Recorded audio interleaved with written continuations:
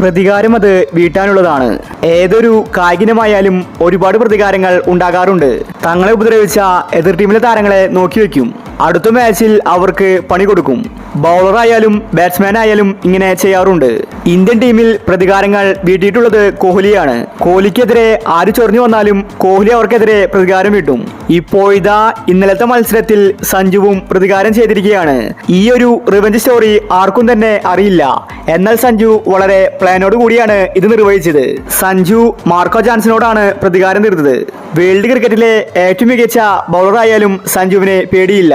സഞ്ജു പ്രതികാരം ചെയ്തിരിക്കും. അതാണ് സഞ്ജുവിന്റെ ആറ്റിറ്റ്യൂഡ്. സഞ്ജുവിനെ ആരെങ്കിലും ചീത്ത വിളിച്ചാൽ പോലും സഞ്ജു അവരെ മൈൻഡ് ചെയ്യില്ല.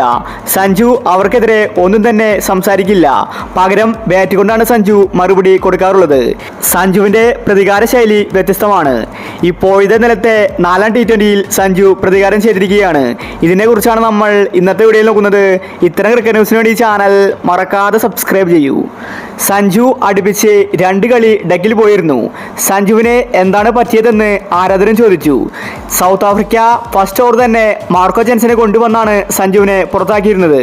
ജോൺസന്റെ ബോള് സഞ്ജുവിനെ കളിക്കാൻ സാധിക്കുന്നില്ല. ജോൺസൺ വരുന്നതും സഞ്ജു ഡെക്കിൽ പുറത്താവുന്നു.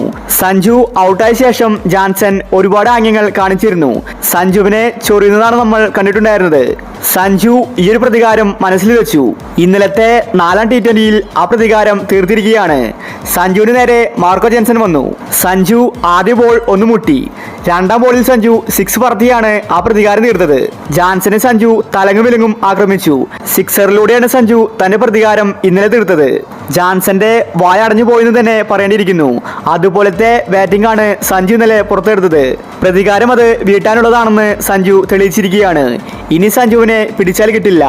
ഒരു കലണ്ടർ വർഷത്തിൽ 3 സെഞ്ചുറി, അതും T20യിൽ. വേൾഡ് ക്രിക്കറ്റിൽ ആരും തന്നെ ഇത് നേടിയിട്ടില്ല. ആ റെക്കോർഡ് ഇനി സഞ്ജുവിന് സ്വന്തം. അപ്പോൾ ഇത്തരം ക്രിക്കറ്റ് ന്യൂസിന് വേണ്ടി ചാനൽ മറക്കാതെ സബ്സ്ക്രൈബ് ചെയ്യൂ.